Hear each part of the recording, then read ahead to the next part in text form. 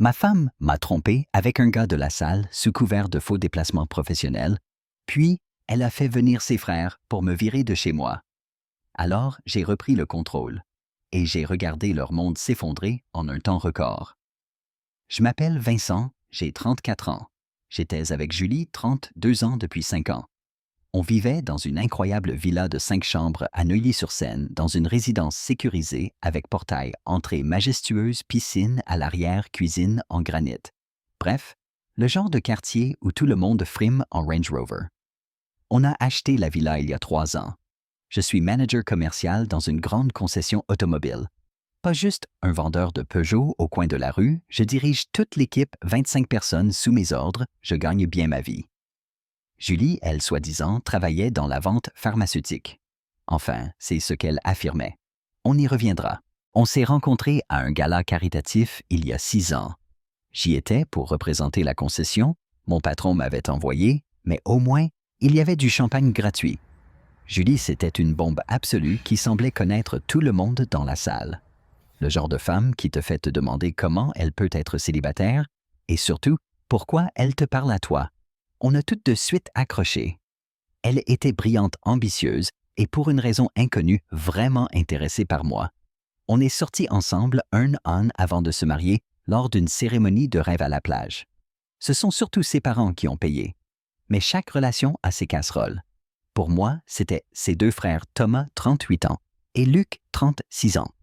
Ces types-là se prennent pour des cadors parce qu'ils sont anciens nageurs de combat. 2 gars musclés gonflés aux hormones qui ne ratent jamais une occasion de me faire sentir que je n'étais pas assez bien pour leur précieuse sœur. Toujours à balancer, c'est juste un vendeur de bagnole ou à me défier au bras de fer pendant les repas de famille. Tout ce cinéma de pseudo-dur alors qu'il gagne dans les 6 chiffres dans la sécurité privée. Thomas, le plus grand, fait 1,80 m, 1210 kg de muscles et d'arrogance. Le genre de mec à qui il tient à cœur que tout le monde comprenne qu'il pourrait te casser en deux, mais choisit de ne pas le faire. Luc, un peu plus petit, est encore plus condescendant. C'est celui qui disait à Julie « Tu pourrais trouver mieux » quand il pensait que je n'entendais pas. Thomas roule en Ford F350 suréquipé, Luc en Ducati Custom, qui coûte plus cher que certaines maisons. J'ai essayé de ne pas leur prêter attention. Ils n'avaient pas vraiment d'impact sur ma vie et les 2 premières années avec Julie étaient géniales. On a voyagé en Thaïlande, chacun a monté sa carrière, on a acheté la maison de nos rêves. Sur Instagram, on était le couple parfait. Puis, il y a environ 8 mois, les choses ont commencé à devenir bizarres. Julie bossait tard, de plus en plus souvent, son téléphone était toujours posé face cachée. Ou dans sa poche, elle sursautait dès que je rentrais alors qu'elle textait. Des signaux d'alarme tellement flagrants qu'on aurait cru qu'on me mettait des claques. Quand je lui demandais sa journée, ses récits ne collaient jamais vraiment. Rien de choquant, mais assez pour que mon instinct hurle. Elle disait déjeuner au bistrot chez Léon, mais la carte bancaire montrait un paiement à l'autre bout de Paris. Elle disait être avec Marion, sa collègue, alors que cette Marion postait en même temps des photos d'un séminaire à Marseille. J'ai commencé à creuser, incapable d'ignorer mon intuition. Au début, je vérifiais juste les relevés bancaires, puis je suis remonté sur ses réseaux sociaux. 3 mois plus tôt, ma voisine Sophie m'a envoyé un texto étrange au travail. Ça va le boulot de Julie. J'ai vu sa voiture de fonction se faire embarquer. J'ai fait comme si de rien n'était répondu, que ça devait être une erreur. Mais intérieurement, j'étais en panique. Ce soir-là, en cherchant des papiers pour les impôts, je suis tombé par hasard sur une lettre de licenciement. Julie avait été virée pour vol d'échantillons pharmaceutiques qu'elle revendait au noir. 43 000 € de préjudice, une plainte pénale en préparation. La lettre datait de janvier. Cela faisait donc 3 mois qu'elle faisait semblant d'aller travailler. J'étais sous le choc. Pourquoi elle avait fait ça? Je n'ai rien dit à Julie. J'ai décidé d'ouvrir l'œil sur tout ce qu'elle faisait. Peut-être qu'elle mentait sur d'autres choses. Et là, le destin s'est acharné. 2 jours plus tard, j'entends Julie au téléphone dans la salle de bain. Elle me croit endormie. Je l'entends distinctement. Non, il ne se doute de rien. Oui, ils seront là jeudi, t'inquiète. Il est trop pris par son boulot. Thomas et Luc s'occupent de tout. Au lieu de la confronter comme elle s'y attendait sûrement, J'ai choisi de rester calme. J'ai installé mon téléphone pour enregistrer l'audio dans la chambre et le salon pendant que j'étais au boulot. Ce que j'ai entendu a tout confirmé. Julie organisait quelque chose avec ses frères, disant que je ne verrais rien venir et qu'ils géreraient tout. Ce jeudi-là, j'ai fait croire à Julie que je partais bosser, je l'ai embrassée comme d'habitude, puis je me suis garé une rue plus loin pour observer. Vers 10 heures, j'ai vu débarquer le pick-up de Thomas et la moto de Luc devant la villa. J'ai attendu 30 minutes, puis je suis rentré. En franchissant la porte, j'entends des éclats de rire. Je reste figé. Le salon est rempli de cartons du sol au plafond. Thomas et Luc descendent encore des affaires, tandis que Julie trône sur notre canapé en cuir à 5 000 € leggings et lunettes de soleil de marque, en train de tout diriger. Qu'est-ce qu'il se passe? J'ai demandé calme, alors que j'avais envie d'exploser. Julie ne daigne même pas lever les yeux. « Oh, tu es en avance, on voulait finir avant ton retour. » Finir quoi même si je savais déjà tout, grâce aux enregistrements. Thomas lâche un carton rempli de mes collecteurs Star Wars, me lance un sourire narquois. Julie a décidé qu'elle a besoin de changement. Je regarde ma femme dans les yeux. « Tu me vires de chez moi? » C'est vrai. Elle fuit, mon regard scrolle sur son téléphone comme si ce n'était qu'un détail. Je ne suis plus heureuse, je veux vendre la maison et recommencer à zéro. Ce sera plus simple si tu pars. Je me redresse la fixe. La maison qu'on a achetée ensemble à mon nom, vu que j'ai payé 80% de l'apport. Luc s'approche, haleine de shaker protéiné. « Écoute mec, ne rends pas ça plus dur. Elle veut que tu partes, alors tu pars avant qu'on t'aide à sortir. Dégage de ma vue. » J'ai répondu, glace dans la voix. « Vous ne pouvez pas me virer de chez moi. » Les deux éclatent de rire. « Il croit qu'il va nous arrêter, lance Thomas. »« Trop faible pour ça, » ajoute Luc. « Tu ferais mieux de sortir un mouchoir, il va pleurer. » Je regarde Julie, j'attends qu'elle me défende après 5 ans de mariage. Elle soupire comme si j'étais une mouche. « Accepte, passe à autre chose, mon avocat te contactera pour le divorce. » C'est là que quelque chose s'est déverrouillé en moi. Pas de rage, pas de crise. Juste un calme glacial calculateur. Je regarde ma vie emballée en carton par 2 abrutis bodybuildés et une épouse qui ne m'accorde même pas une conversation digne de ce nom. Je souris lentement. Ça les a tous mis mal à l'aise. Je crois qu'il y a un malentendu ici, ai-je dit voix froide? Je sors mon téléphone, j'enregistre tout depuis que je suis rentré. Et j'ai aussi des enregistrements des derniers jours où vous trois planifiez tout ça. Leur arrogance vacille. « Tu bluffes, » dit Thomas, mais il doute. Je lance un extrait, la voix de Julie limpide. « Dès qu'il est dehors, on vend la maison et on partage l'argent avant qu'il pige quoi que ce soit. » Julie blêmit. « Tu m'espionnes. » Non, je me protège d'une femme qui voulait me la faire à l'envers, j'ai lâché. Voilà ce qu'on va faire. Je pars quelques heures. Quand je reviens, tout doit être à sa place. Sinon, j'amène les preuves à mon avocat et à la police pour tentative d'expulsion illégale. Luc s'approche menaçant. « Tu crois qu'on a peur? » Je le coupe. La boîte où tu bosses a un code de conduite strict. Tu veux que ces enregistrements atterrissent chez ton patron. Il pâlit. Thomas, je le regarde. Et ta promo chez Shield Solutions, tu veux que ça tombe à l'eau? Julie, enfin. Et toi, chérie, je sais que tu as perdu ton boulot, que la voiture de fonction a été embarquée. Sophie me l'a dit. Tu faisais quoi pendant les séminaires, alors? Elle reste bouche bée. Comment tu... Je reviens dans 3 heures. Là, on parlera vraiment divorce. Je monte, prends mon ordi papier, important, vêtements, disque dur de sauvegarde. Julie laisse toujours son iPad sur la table de nuit, même code que d'habitude notre anniversaire. Dès que je l'ouvre, je tombe sur des notifications d'une appli de messagerie inconnue. J'y trouve des centaines de messages entre elle et un certain Thibault. Des trucs ignobles, rendez-vous d'hôtel pendant ses faux déplacements projets à Miami Moquerie sur ce mari naïf. Selfies de Thibault, torse nu Julie en lingerie offerte par moi. Plus loin des messages où elle panique après avoir été virée de Pharmac pour vol d'échantillons. Thibault qui la rassure. « T'inquiète, ton mari n'y verra rien, il bosse trop. » Main tremblante, je transfère tous les screenshots à mon mail. Je tombe même sur une réservation pour ce soir au Hyatt Paris. Madeleine payée avec notre carte alors qu'elle prétendait être en congrès. Je remets l'iPad en place, fini, ma valise sort. Pas touche à mes affaires, j'ai tout photographié, numéro de série compris, je lance en sortante. Je file à l'hôtel Bristol, m'affale sur le lit, puis j'appelle Gérard, mon mentor et patron, aussi promoteur immobilier. Il m'a déjà dit « Neuilly, ça m'intéresse, si tu as une ouverture, je paye 30% au-dessus du marché cash. » 12 minutes d'appel. Le plan de Julie vient de mourir. J'appelle ma banque, je fais geler les comptes communs pas fermés, sinon ça peut se retourner contre moi au divorce.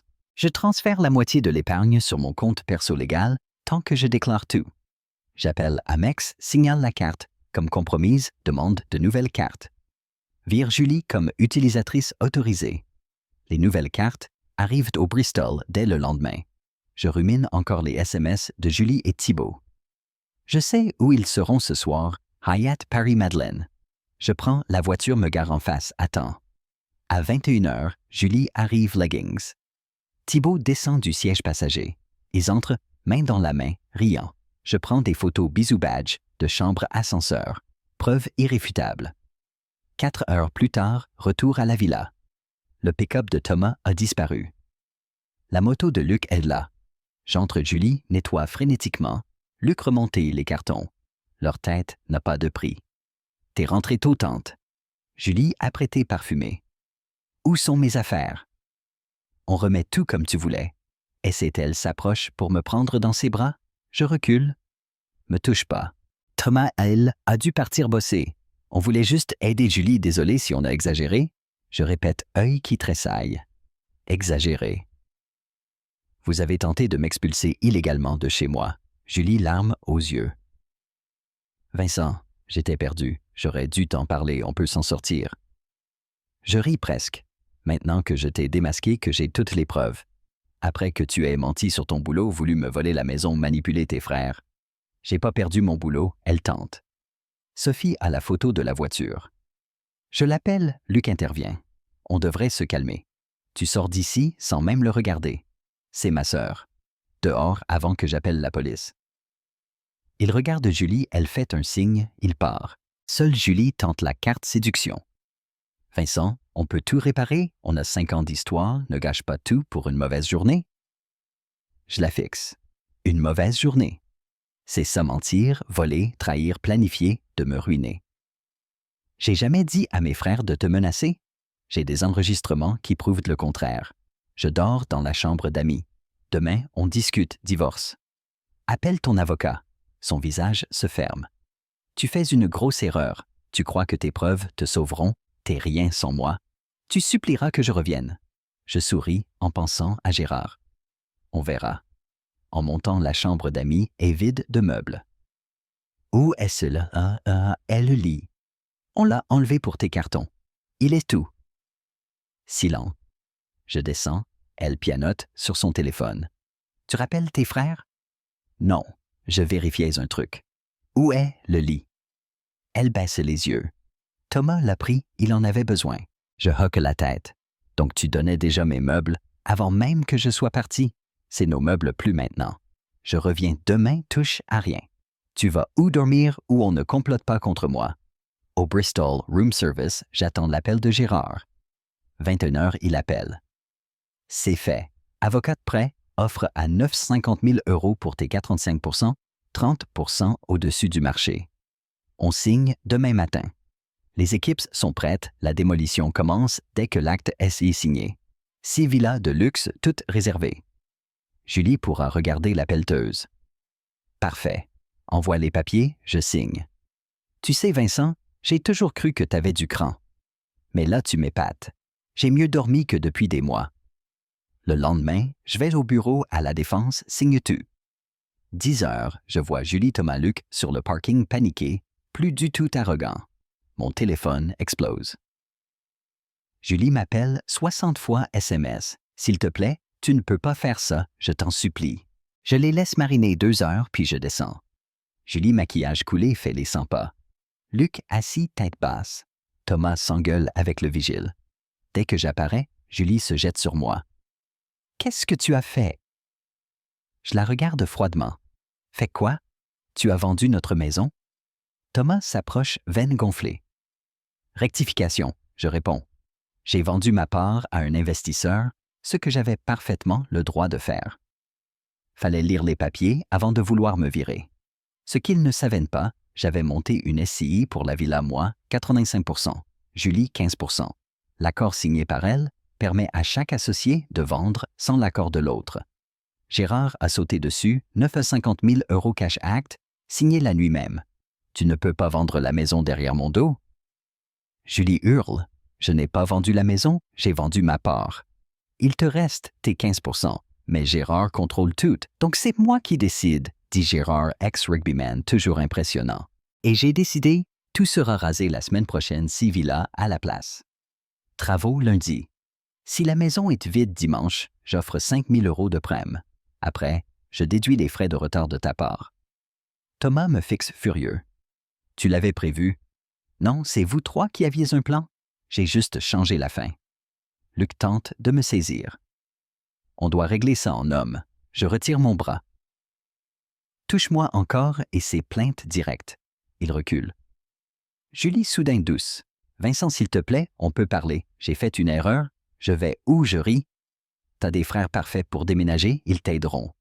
Peut-être qu'ils t'hébergeront après avoir voulu me virer. Thomas veut s'avancer. Je coupe, touche-moi et tu finis au poste. Tout est filmé témoin partout. Il recule. Je rentre, les regarde se faire virer par la sécurité. Le chef sécu de Gérard, encore plus balèze, achève de les humilier. Bureau respiration profonde, phase 1, terminée. Je rassemble mes preuves photos de Julie et Thibault à l'hôtel capture de SMS relevé, montrant 2 000 € de retrait lettre de licenciement pour vol enregistrement de Farmatch, qui prépare une plainte pénale. Mon avocate. Prépare le divorce, on va peut-être appeler un pénaliste aussi. Soirée au Bristol, je bloque tout rencontre la meilleure avocate de Paris pour adultère et fraude. Gérard lance déjà la démolition, 6 villas de luxe à la place vente à 650 000 €. Travaux lundi, bruit maximal. En revenant chercher mes affaires, Julie m'attend. On peut parler, rien à dire. Tu dégages dimanche, je vais où? Mes parents sont à Nice. Pas mon problème, demande à Thibault. Elle pâlit.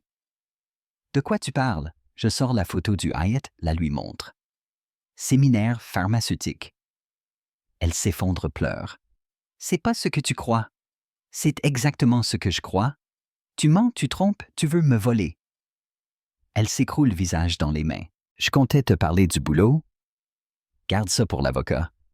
Pharmac, c'est tout. Elle relève la tête. Comment tu... Je sais tout, Julie. Tout est documenté. Je pars.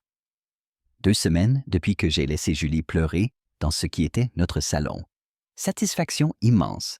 Gérard a fait venir les pelleteuses lundi à 7 heures. D'après Sophie, Julie finissait tout juste de déménager quand le chantier a commencé. Elle a supplié. Gérard a répondu « Vous aviez le temps, on attaque. » 8 heures bruit poussière, piscine ruinée. Un ouvrier coupe l'eau par erreur, plus rien ne fonctionne. Mardi, la villa était invivable. Julie a filé chez ses parents, Thomas et Luc, n'ont pas pu ou voulu l'héberger. Compte bloqué, carte refusée au Ritz devant tout le monde. Julie découvre l'étendue des dégâts. Le lendemain, Thomas et Luc débarquent à la salle CrossFit République. Ils veulent m'intimider. Mais le patron prévenu a 3 coachs MMA prêts. Dès qu'il hausse le ton, les coachs s'interposent mon longue caméra partout. Je parle fort. Votre sœur a commis fraude et vol, virée pour vol de médicaments Scram. Elle m'a trompé, vous avez tenté de m'expulser menacé. J'ai tout en preuve, la police est au courant. Tout ce que j'ai fait est légal. Thomas tente de me choper un coach, l'arrête. Touche-le et c'est garde à vue. Luc minable grommelle. On fera autrement. Je ris. Essayez. Votre sœur risque la prison? Vous voulez la rejoindre? Vos patrons adoreraient savoir ça. Le vendeur de voitures qu'ils méprisaient leur tient tête. Leur visage de la pure sidération. C'est pas fini, grogne Thomas. Si c'est fini le jour où vous m'avez sous-estimé. Dégagez avant que j'appelle la police. Les membres de la salle me félicitent. Un avocat d'affaires me file sa carte. Si t'as besoin, appelle-moi. Mon avocate. Ce divorce va être le plus déséquilibré que j'ai vu. L'avocat de Julie a abandonné. C'était son cousin recalé 2 fois au barreau. Personne ne veut défendre une fraudeuse. Moi, j'ai trouvé un appartement terrasse à Montmartre ultra sécurisé. Je fais du sport 6 jours sur 7. Je me reconstruis. Surprise Girard, impressionné, m'a proposé un poste de vice-président des investissements stratégiques. Salaire à 7 chiffres par dans la boîte. 3 mois plus tard, mon monde est reconstruit en mieux. Divorce rapide, audience prévue.